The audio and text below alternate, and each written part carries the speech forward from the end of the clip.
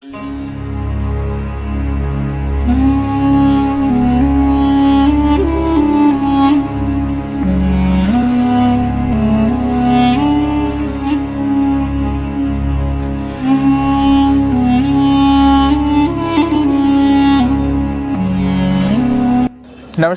देवियों और सज्जनों, मैं हूं अशोक और आज आया हुआ हूं कर्नाटक के मैसूर में।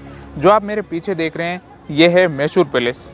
आपने अभी तक इंडिया में बहुत सारी जगह विजिट की होगी, लेकिन लिटरली इतना सुंदर जगह आपने पहले कभी नहीं देखी होगी जो आज मुझे देखने को मिली, और वो मैं आपको भी दिखाऊंगा। पूरा टूर कराऊंगा मैसूर पैलेस को, जिसको मैसूरू भी बोला जाता है, अलग अलग नामों से जाना जाता है यहाँ पर साउथ में। तो जितना ये पैलेस सुंदर है और जितना ये पुराना है और जितना इसमें लग्जरी है, शायद इंडिया में आपने दूसरी कोई भी पैलेस पर नहीं देखी होगी। पूरा टूर कराऊंगा आपको मैसूर पैलेस का। बने रहिए इस पूरे वीडियो में। चलते हैं और दिखाते हैं आपको मैसूर पैलेस। चलिए मेरे साथ। तो दोस्तों, अब हम पैलेस में अंदर चलते चलते इस महल के इतिहास के बारे में थोड़ी बात कर लेते हैं।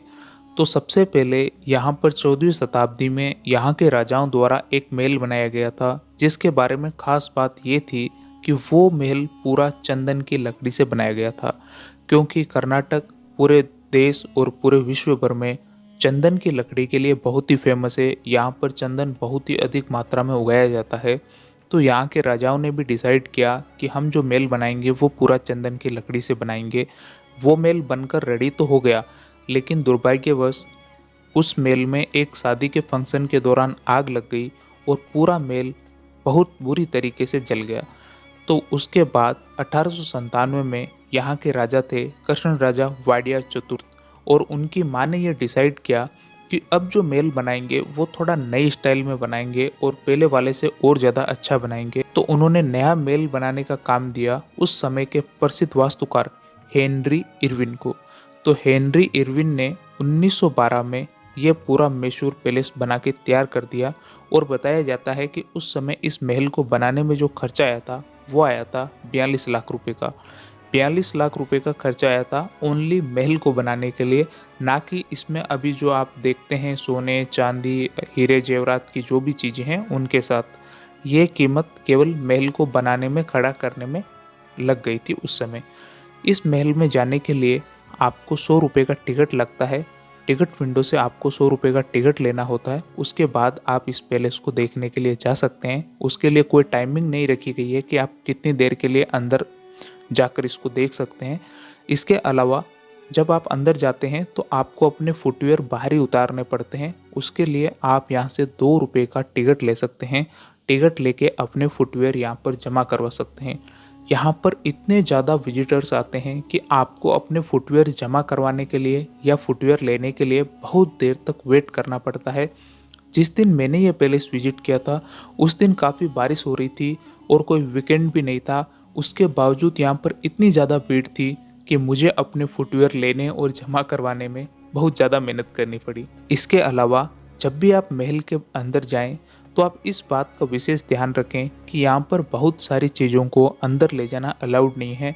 तो वो चीज़ें आप अपने साथ नहीं रखें, क्योंकि यहाँ पर सिक्योरिटी चेकिंग होता है, और यदि आपके पास ऐसी कोई भी वस्तु है तो आपको अंदर जाने की परमिशन नहीं दी जाएगी। यहाँ पर 2 से 3 बार सिक्योरिटी होती है। तो इस इतने महत्वपूर्ण महल को देखते हुए, 19वीं शताब्दी का ये महल है, तो इस चीज़ों को देखते हुए स्टेट गवर्नमेंट ने यहाँ पर बहुत ही अच्छा सिक्योरिटी का प्रबंध किया है, जो मेरी नज़र में बहुत ही अच्छी बात है, क्योंकि पुराने महलों को उनको सुरक्षित रखना हम सबकी जिम्मेदारी है। तो मेक श्योर कि आप ऐसी कोई भी चीज़ नहीं ले जाएं जिससे आपको अंदर परमिशन ना मिले। पैलेस में अंदर आने के बाद आपको यहाँ पर एक सेक्शन बनाया हुआ दिख रहा है। तो पहले सेक्शन में जो हम पुराने महल की बात कर रहे थे जो जलकर खराब हो गया था, वो उस महल का मॉडल आपको यहाँ पर देखने के लिए मिल जाएगा। और उसी के पास में आपको एक यहाँ पर माता जी की मूर्ति देखने के लिए मिलेगी। उसको बोला जाता है चामुंडा माता, और वही यहाँ के राजा की कुलदेवी है, जिसका मंदिर 12 किलोमीटर दूर एक पहाड़ी पर स्थित है, जो कि 400 साल पुराना मंदिर है। और अभी ये जो आप देख रहे हैं सेक्शन में, ये यहाँ पर जो राजा को गिफ्ट मिलते थे वो गिफ्ट्स यहाँ पर आपको डिस्प्ले किए हुए हैं। तो राजा अलग अलग जगहों पे जाते थे, विजिट करते थे अलग अलग स्टेट में, तो वहाँ पर राजा को जो गिफ्ट्स मिलते थे वो यहाँ पर दिखाए गए हैं। यहाँ पर जैसे आप देख रहे हैं जो मार्बल के गिफ्ट्स हैं वो यहाँ के जैन मुनियों द्वारा गिफ्ट किए गए हैं राजा को। ये पूरे मार्बल से बने हुए हैं, जिस तरीके से अपना ताजमहल मार्बल से बना हुआ है उसी टाइप से ये सारे गिफ्ट्स मार्बल में बने हुए हैं। पास में ही आप एक देखेंगे एक बग्गी की तरह है, तो उसमें यहाँ पर भगवान की मूर्तियाँ हैं और वो निज़ाम ऑफ हैदराबाद के द्वारा राजा को गिफ्ट की गई थी। इसके अलावा यहाँ पर आप देखेंगे तो आपको बहुत सारे इनके गिफ्ट्स देखने के लिए मिल जाएंगे। इसके अलावा यदि आप यहाँ पर एक चीज़ विशेष कर देखेंगे वो ये है कि यहाँ पे की जो डिज़ाइन है इस महल की वो इतनी ज़्यादा खूबसूरत है, और यहाँ पर जो लाइटिंग लगाई हुई है उससे ये डिज़ाइन और भी ज़्यादा खूबसूरत बन जाती है। यहाँ से 80 किलोमीटर दूर, मैसूर पैलेस से 80 किलोमीटर दूर एक जगह है जिसको बोला जाता है बंडीपुर नेशनल पार्क। तो उस बंडीपुर नेशनल पार्क में राजा 1955 में खुद गए और उन्होंने 2 हाथियों का शिकार किया और उनके अंदर केमिकल वगैरह डाल के उनको यहाँ पर रखा हुआ है आज भी। तो वो जो दोनों हाथियों के जो बॉडी है वो आज भी यहाँ पर वैसे के वैसे आपको लगे हुए दिख जाएंगे। हालांकि उनके उसके बाद जो शिकार है उसको बैन कर दिया गया, तो अभी कोई भी आदमी पर्सन, राजा तो है नहीं तो कोई शिकार नहीं कर सकते, लेकिन राजा महाराजों के टाइम पर ये बहुत आम था। तो दोस्तों अब हम जिस हॉल में चल रहे हैं ये पूरा पेंटिंग्स का हॉल है। यहाँ पर पेंटिंग्स बनाई हुई है मैसूर के लोकल पेंटर द्वारा। यहाँ पर टोटल 26 पेंटिंग्स है और उनको कैनवास के ऊपर ऑयल पेंट करके बनाया हुआ है और उसके बाद यहाँ पर चिपकाया हुआ है। तो ये जो सीन यहाँ पर दिखाए हुए हैं 26, ये दशहरे के दौरान के हैं। जब दशहरा होता था उस समय राजा किस टाइप से जाते थे, क्या होता था, वो पूरा यहाँ पर सिस्टम दिखाया हुआ है। तो ये जो काम है ये 1930 से लेके 1942 के बीच में ये सारी 26 पेंटिंग्स बनाई गई और यहाँ पर लगाई गई। इसके अलावा यहाँ पर वीडियो में जो आप एक हाथी देख रहे हैं, इसके ऊपर जो ओदा रखा हुआ, हाथी के ऊपर जो बैठने का रखा जाता है उसको ओदा बोलते हैं, और ये 84 किलो का है original gold. 84 kilo original gold से ये बनाया हुआ है और ये आज भी मैसूर पैलेस के अंदर अवेलेबल है। बताया जाता है कि दशहरे के टाइम पर इसको बाहर लाया जाता है जब दशहरा पूजन वगैरह का समय होता है। दोस्तों अभी तक मैंने इंडिया में बहुत सारी जगहों को विजिट किया है और उनके वीडियोस वगैरह बनाए हैं, उनको बहुत ही करीब से देखा है। तो मैं एक बात अच्छी तरीके से कह सकता हूँ कि यहाँ पर जो हॉल बनाए हुए हैं और ये जो अभी आप हॉल देख रहे हैं जिसको बोला जाता है मयूर मैरिज हॉल या मयूर हॉल, तो ये उन सब में एक बहुत ही सुंदर हॉल है। और मयूर हॉल या मयूर मैरिज हॉल इसको इसलिए नाम दिया गया है क्योंकि इसके जो आप पिलर देख रहे हैं इनके ऊपर जो आप देखेंगे डिज़ाइन वो हमारा जो राष्ट्रीय पक्षी है मयूर, मोर, उसके जैसा ही आपको देखने को मिलेगा। इसके अलावा ये जो पिलर है इनके ऊपर जो ग्लास लगाया हुआ है वो स्पेशली स्कॉटलैंड से मंगाया हुआ है और स्कॉटलैंड से लाकर इन पिलर के ऊपर लगाया हुआ है। वैसे ये जो पिलर है ये आयरन के हैं, आयरन के पिलर के ऊपर उसके बाद डिजाइन की हुई है, उसके बाद स्कॉटलैंड से लाया हुआ ग्लास है वो लगाया हुआ है। ये हॉल देखने में इतने ज़्यादा सुंदर है कि यहाँ पर आने वाले हर एक विजिटर यहाँ की फ़ोटोज़ लेने से नहीं चूकते हैं। और यहाँ पर एक दो फोटोज़ मुझे भी लेनी पड़ी क्योंकि ये इसकी सुंदरता ही इतनी ज़्यादा है। ऊपर आप देखेंगे तो यहाँ पर येलो लाइट्स लगी हुई है जो इसकी सुंदरता को और ज़्यादा बढ़ा देती है। ये जो आप दरवाज़ा देख रहे हैं ये टीक वुड यानी सागवान की लकड़ी से बना हुआ है और इसके टॉप पर गजराज के साथ लक्ष्मी विराजमान है। तो लक्ष्मी देवी को धन की देवी माना जाता है, इसीलिए दरवाज़ों के टॉप के ऊपर महल में लक्ष्मी जी की बहुत सारी तस्वीरें बनाई हुई है। और ये जो आप दरवाज़ा देख रहे हैं ये 120 साल पुराना है और साल में एक बार इसको पॉलिश किया जाता है। और आप इसकी शाइनिंग देखेंगे तो वो देखने लायक है बिल्कुल। इस तरीके के बहुत सारे दरवाजे यहाँ पर जगह जगह पे बनाए हुए हैं और हर जगह आप देखेंगे टॉप पर लक्ष्मी जी विराजमान है। तो देख रहे हो पुरानी चीज़ों की कितनी मजबूती होती थी, 120 साल बाद भी जो चमक है वो अभी भी बरकरार है। अभी ये जो हम हॉल देखने जा रहे हैं इस हॉल में यहाँ के राजा महाराजाओं और उनके परिवार की जो भी तस्वीरें वगैरह है वो सब इस हॉल में रखी हुई है। तो यहाँ पर आप एक तस्वीर यदि सामने देखेंगे तो यहाँ पर जो यहाँ के राजा थे कृष्णराज वाडियार, तो उनके द्वारा ये जो पूरा महल बनाया हुआ है। तो इनके जो बैठने की जो कुर्सी थी वो 280 किलो गोल्ड से बनाई हुई थी। सामने जो आप ठीक सामने तस्वीर देख रहे हैं जिसके ऊपर एक राजा बैठे हुए हैं, तो ये थे कृष्ण राजा वाडियार। इन्हीं के द्वारा ये महल बनाया हुआ है। और ये जो सीट पे जिस पे बैठे हुए हैं ये 280 किलो रियल गोल्ड की बनाई हुई थी। तो राजा जी यहाँ पर 280 किलो गोल्ड पर बैठ के फिर बातचीत करते थे। और ये जो आप दो तस्वीरें देख रहे हैं लाल साड़ी में, तो ये राजा जी की माता जी है। और साथ में आप देख रहे हैं साइड में एक जो बड़ी तस्वीर लगी हुई है वो राजा जी के पिताजी है। तो इन दोनों की भी तस्वीर यहाँ पर लगी हुई है। और यहाँ पर महल में एक अच्छा काम ये किया हुआ है कि हर तस्वीर के नीचे उसके बारे में उनका नाम और थोड़ी सी हल्की फुल्की डिटेल दी हुई है, ताकि आने वाले विजिटर्स वो सब डिटेल्स को देख सके और कम से कम आइडिया लगा सके। आप यहाँ पर देखेंगे जो कृष्ण राजा वाडियार थे उनकी एक यहाँ पर तस्वीर लगी हुई है। इस तस्वीर के बारे में खास बात यह है कि आप एक साइड से जब आप इसको देखोगे तो आपको ऐसा लगेगा कि राजा आपकी साइड देख रहे हैं और उनके शूज भी आपकी साइड में है। लेकिन आप जब उसके दूसरी साइड पर चले जाएंगे 180 डिग्री जब आप घूम के दूसरी साइड में जाएंगे तो इनके शूज और इनका फेस और इनकी आंखें वो भी आपकी तरफ मूव होने लगेगी। तो ये कुछ पेंटिंग्स या जो कुछ फोटोज़ है वो 3D में इस टाइप की बनी हुई है कि आपको ऐसा लगेगा कि ये जो चित्र या पेंटिंग्स है ये आपकी तरफ मूव कर रहे हैं सारे के सारे। तो इसमें जितनी भी चीज़ें हैं वो राजा महाराजाओं के परिवार से संबंधित, फैमिली से संबंधित है। और यहाँ पर आपको एक रेड कलर में एक तस्वीर और भी दिखेगी, तो वो राजा जी की बड़ी बहन थी और उनकी शादी के दौरान ही ये जो पुराना महल था वो जल के पूरा भस्म हो गया था, पूरा खत्म हो गया था। तो उसके बाद ही ये जो पूरा है वो महल नया बनाया हुआ। तो ये जो अभी आप इस रूम में देख रहे हैं ये सारे जितने भी चीज़ें यहाँ पर रखी हुई है वो या तो सिल्वर की बनी हुई है या चंदन की लकड़ी से बनी हुई है। तो ये बेसिकली जो इनविटेशन उस समय पर भेजते थे या राजा जी को कोई इनविटेशन मिलता था कोई प्रोग्राम के लिए या कोई इसी तरीके के आयोजन के लिए, तो इस तरीके के जो इनविटेशन बॉक्स में उनको इनविटेशन मिलता था। या राजा जी को जब किसी को बुलाना होता था तो वो भी इसी तरीके के इनविटेशन बॉक्स भेजते थे किसी दूसरे राज्य के राजा को या इस टाइप के लोगों को जो राजा के बराबर का आदमी हो। तो ये यहाँ पर सारे रखे हुए हैं। तो इनमें से कुछ सैंडलवुड के हैं, कुछ यहाँ पर जो सिल्वर के हैं वो यहाँ पर रखे हुए हैं। बहुत ही ज़्यादा मात्रा में ये कलेक्शन है और देखने में बहुत ही ज़्यादा सुंदर लगते हैं। वो आगे पूरा ग्लास लगाया हुआ है, इसके कारण से बहुत अच्छे से वीडियोस में आपके लिए निकाल नहीं पाया, लेकिन फिर भी आप देख सकते हैं बहुत अच्छे से। तो यहाँ पर जो सामने पेंटिंग्स लगी हुई है इसमें आप देख सकते हैं कि जो विजयदशमी का दिन होता है, दशहरे का दिन, उसके दिन यहाँ पर के जो राजा होते थे उनकी जंबू सवारी निकलती थी। जंबू यानी एलिफेंट और सवारी यानी सवारी।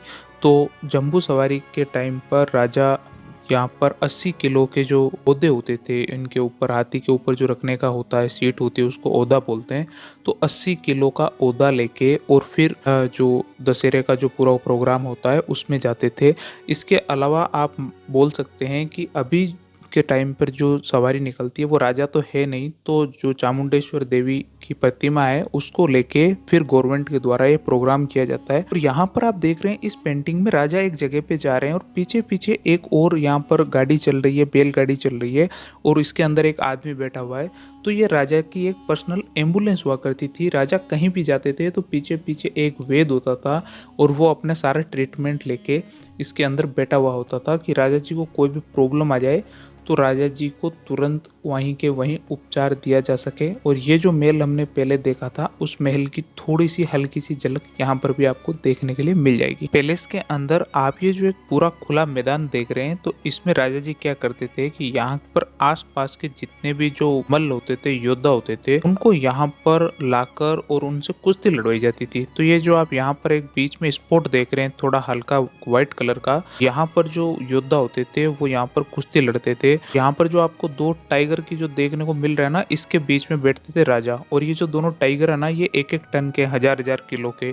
और राजा जी ने है ना ये मंगवाए थे इंग्लैंड से। तो उनका कोई यहाँ पर काम करने वाला या कुछ भी कोई होगा अंग्रेज वगैरह, तो उनसे ये 8 टाइगर मंगवाए थे। तो 2 तो यहाँ पड़े हुए हैं और 6 बाकी बाहर रखे हुए हैं। तो पड़े हुए नहीं मतलब आई मीन टू से डेट की रखे हुए हैं। तो यहाँ पर जो योद्धा वगैरह जो मल होते थे आसपास के, तो वो यहाँ पर कुश्ती लड़ते थे और जो भी अच्छी कुश्ती लड़ते थे उनको राजा जी देते थे इनाम। और ऊपर जो आप देख सकते हैं जो खिड़कियां हैं वहाँ पर राजा जी की जो फैमिली है या जो भी रॉयल पर्सन है वो यहाँ पर इन खिड़कियों के पीछे बैठ के और कुश्ती देखा करते थे। और ये जो लिफ्ट है ये बहुत पुरानी लिफ्ट है और जब यहाँ पर मैसूर में जब ये अपना इलेक्ट्रिसिटी आ गई तो इसके बाद इस पे इलेक्ट्रिसिटी भी लगाई गई थी। पहले ये मैनुअल चलती थी, हाथ से इसे घुमाना पड़ता था, उसके बाद ये लिफ्ट चलती थी जो राजा जी के लोग इसको घुमा के यूज करते थे। ये जो आप रूम देख रहे हैं ये राजा जी का ड्रेसिंग रूम हुआ करता था। और इसकी जो आप छत देख रहे हैं ये छत जो है अपना लकड़ी से बनी हुई है। सागवान की जो लकड़ी होती है, टीक वुड जो होती है, उससे ये बनी हुई है। पहले इस पूरी छत को नीचे बनाया गया और जब नीचे बन के ये पूरी तरीके से रेडी हो गई, इस पे बहुत महीन कार्विंग की गई है, आप देख सकते हैं।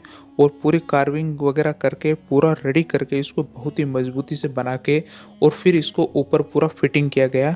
तो ये पहले नीचे थी, नीचे बनाया गया और फिर इसको ऊपर फिटिंग किया गया। और इसके अलावा यहाँ पर आप देख सकते हैं जब दशहरा वगैरह का प्रोग्राम होता था, जो बड़े बड़े लोग होते थे राजा जी के, जो अपने खास लोग होते थे, तो राजा जी उनको बैठने के लिए रेस्ट रूम भी देते थे। और ये जो आप चेयर देख रहे हैं ये सिल्वर से बनी हुई है। तो कुछ बच्चे वगैरह होते थे उनके लिए छोटी चेयर है और जो बड़ी चेयर आप देख रहे हैं तो वो बड़े लोगों के लिए होती थी। और राजा जी का बताते हैं कि एक बहुत ही पसंदीदा हाथी था। जब वो हाथी की डेथ हो गई तो उसके बाद उसके जो दांत होते हैं, टीथ होते हैं, तो उनको राजा जी ने निकाला और उन इस तरीके से एक पेंटिंग टाइप से यहाँ पर बना कर रख दी।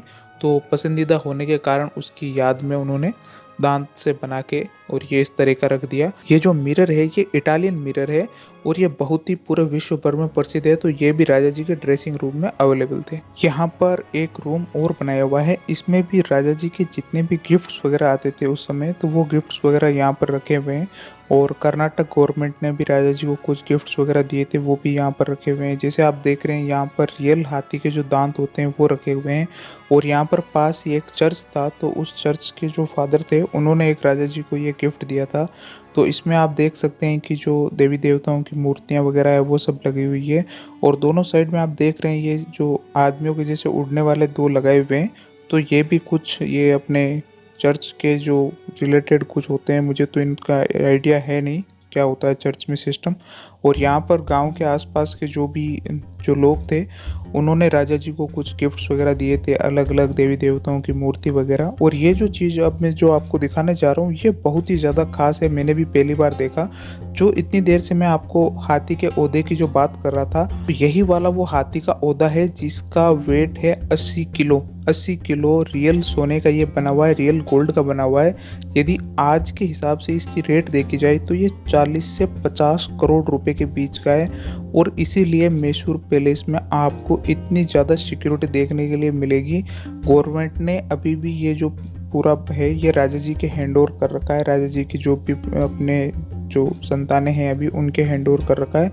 और ये रियल गोल्ड से बना हुआ है, 80 किलो, एकदम चमकदार, दूर से देखने पे आपको पता चल जाएगा कि ये कौन सा है।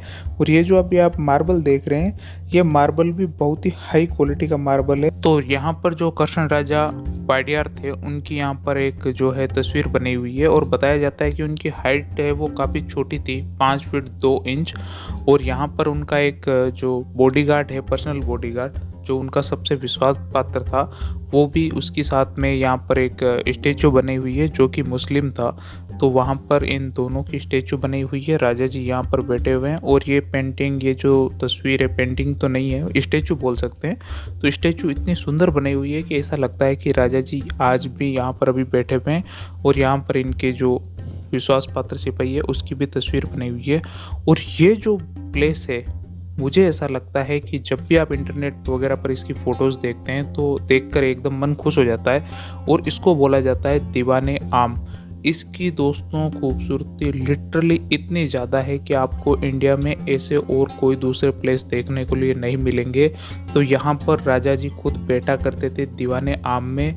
आप कोई भी किले में चले जाएं या कहीं पर भी चले जाएं, आपको दीवाने आम, दीवाने खास, इस तरीके की चीज़ें ज़रूर देखने के लिए मिल जाएगी। हालांकि उनके नाम अलग अलग हो सकते हैं, जैसे पब्लिक हॉल, दरबार हॉल, इस तरह के अलग अलग मिल जाएंगे। तो ये था राजा का दीवाने आम। यहाँ पर राजा जी खुद बैठते थे, उनकी कुर्सी लगती थी।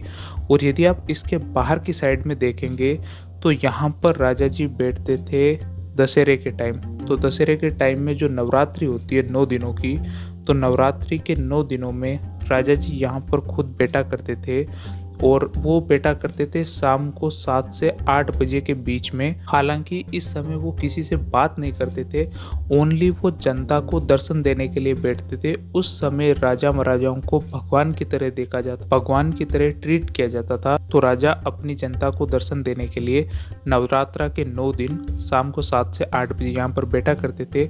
और यहाँ पर आपको ये ग्रीन चेयर देखने के लिए मिल रही है। यहाँ पर जो बड़े लोग होते थे, जो इम्पोर्टेंट लोग होते थे, इनवाइटेड लोग होते थे, वो आके बैठते थे। और सामने आप ये जो देख रहे हैं जालियों के पीछे, तो इन जालियों के पीछे खिड़कियों में यहाँ की रानियाँ वगैरह होती थी या घर की जो लेडीज़ होती थी, लड़कियाँ होती थी, वो यहाँ पर बैठा करती थी। और आप दूसरी साइड में भी देख सकते हैं, राइट साइड में भी आपको ग्रीन चेयर देखने के लिए मिल जाएगी जो इम्पोर्टेंट लोगों के लिए है। और ऊपर आप देख सकते हैं कि जब राजा जी ऊपर बैठते थे तो छत के ऊपर एक बहुत ही महत्वपूर्ण तस्वीर बनी हुई है, पेंटिंग बनी हुई है, जिस पर ब्रह्मा, विष्णु एंड महेश और इसके अलावा जो इनकी कुलदेवी है चामुंडा देवी, उसकी यहाँ पर पेंटिंग बनी हुई है। तो राजा जी जब भी बैठते थे पहले छत की तरफ देखकर इन सबको नमस्कार करते थे, सभी देवी देवताओं को प्रणाम करते थे। उसके बाद इस सीट पर आकर चुपचाप मौन व्रत में बैठते थे 1-2 घंटे के लिए, वो भी नवरात्रा के 9 दिन। तो ये पूरा मैसूर पैलेस है और इसके अंदर टोटल 5 गेट है। तो जो सामने का गेट आप देख रहे हैं, ये गेट बहुत ही महत्वपूर्ण है, जो आज भी केवल जो रॉयल लोग हैं, जो राजा महाराजाओं के अभी भी संतान वगैरह है, तो उन्हीं लोगों के लिए खुलता है। आप और मेरे जैसे आम लोगों के लिए ये जो गेट बनाया हुआ है ये नहीं खुलता है, हमको टिकट लेके दूसरी साइड से आना पड़ता है। दोस्तों अभी हम जो हॉल देखने जा रहे हैं उसकी भी सुंदरता बहुत ही ज़्यादा है। ऐसी सुंदरता आपने पहले बहुत ही कम देखी होगी।